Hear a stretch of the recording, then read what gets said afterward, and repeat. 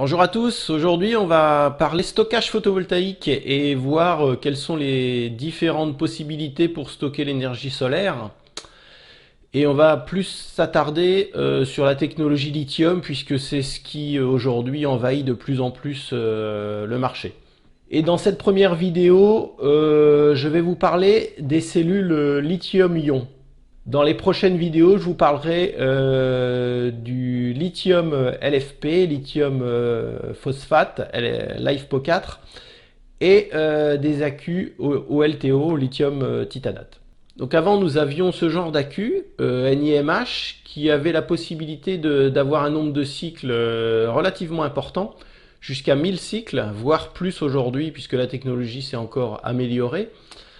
Donc ça pouvait être une possibilité de stockage pour notre énergie solaire. Mais ce genre d'accu a un effet mémoire, c'est-à-dire que si vous rechargez ces accus alors qu'ils ne sont pas totalement déchargés, ils vont le compter comme un cycle complet. Ce qui fait que ça détériore très vite l'accu et on n'arrivera pas à 1000 cycles de charge-décharge totale. Vous imaginez bien que ce genre d'accu n'est absolument pas adapté au stockage photovoltaïque. Puisque avec nos panneaux solaires, on va charger la batterie suivant ce qu'on a comme soleil et on va décharger suivant nos besoins. Donc on peut très bien décharger de 20% nos accus et puis si on a une grosse journée ensoleillée, recharger totalement la batterie. Puis est apparu il y a maintenant pas mal d'années ces petites cellules 18650, donc 18650 c'est la longueur de l'accu sur le diamètre. Donc ces cellules au lithium-ion, on les trouve aujourd'hui partout. Elles ont envahi le marché, on les trouve dans les batteries d'ordinateurs portables, on les trouve dans les batteries de vos éléments électroportatifs, genre perceuse, visseuse sans fil, etc. Dans les vélos électriques, dans les trottinettes électriques, on les trouve vraiment partout, dans les cigarettes électroniques, et on les trouve même aujourd'hui dans nos voitures électriques. Et grâce à ces voitures électriques, la technologie a vraiment évolué très vite.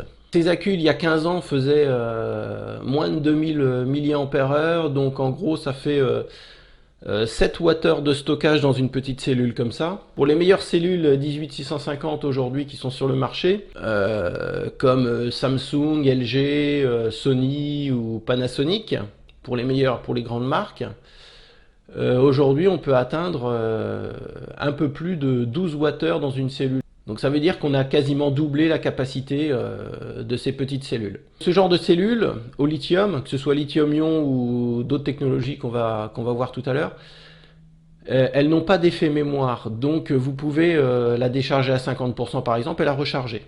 Donc ce qui est une technologie qui est quand même beaucoup plus avantageuse pour notre stockage photovoltaïque. Par contre, pour ce genre de cellules, elles n'ont pas un nombre de cycles très important. Alors, si on regarde sur ce petit graphique, on voit que ce genre de cellules, généralement, a une durée de vie d'environ 500 cycles. Si on la décharge à 2C, donc ça veut dire 2 fois sa capacité. Si vous avez une cellule, par exemple, qui fait 3 ampères-heure, par exemple, si vous déchargez à 2 fois sa capacité, donc 6 ampères-heure, elle arrivera à environ 500 cycles de durée de vie. Donc 500 cycles pour du stockage photovoltaïque, je trouve que c'est un peu léger. 500 cycles, si vous faites un cycle par jour, vous arriverez à 1 an et demi. Au bout d'1 an et demi, vous commencerez à constater des pertes de capacité. Donc ce qui est un peu léger. Alors si vous montez des accus au lithium-ion comme ça, on voit sur le graphe, si vous déchargez à 1C, vous voyez que en fait la durée de vie est quand même prolongée. Donc faites attention quand vous montez vos packs au lithium-ion, pensez à la décharge. Moins vous tirerez sur vos cellules, plus elles dureront longtemps.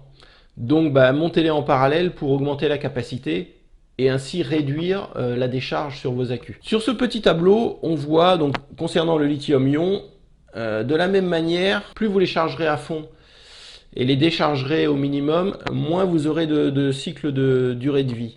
Les 500 cycles sont donnés pour une charge à 4,2 volts, ce qui est la tension maxi pour ce genre de cellule, 4,2 volts, et une décharge de 3 volts environ, voire moins pour les cellules modernes comme Samsung qui peuvent descendre à 2,65 volts. Donc si vous limitez par contre également la tension aux bornes, par exemple vous montez à 4 volts et vous ne descendez pas en dessous de 3 volts, eh bien vous prolongerez la durée de vie également de vos accus et vous ferez plus de cycles.